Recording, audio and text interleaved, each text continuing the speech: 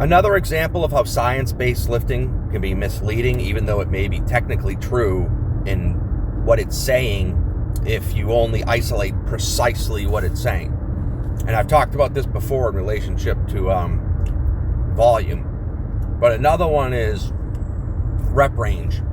So people get the wrong impression now from these scientific studies that very high rep ranges, like 35 reps or even 50 reps, is just as good as lower reps, like 10 reps, because the scientific literature said that it does just as good a job building muscle. But so what? It's still vastly inferior in a practical sense. I mean, if you've ever worked out, you know this.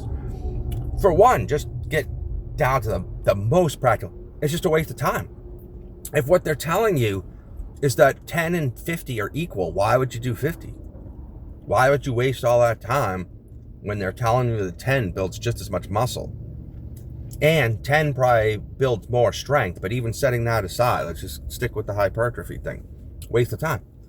Then you get into, because basically the reason it's a waste of time is that by lowering the weight, all you're doing is you're making, like in a set of 50, you're probably making the first like 30 reps completely useless. You're just going to be banging them out without any effort at all. There's no tension there.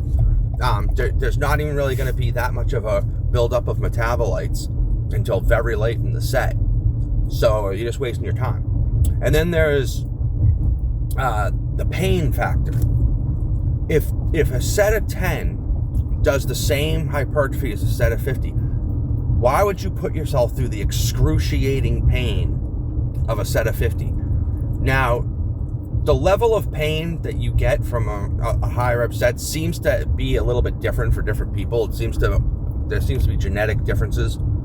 Probably has a lot to do with your slow twitch versus fast twitch fibers. But I know for me, I'm like very heavily skewed towards fast twitch.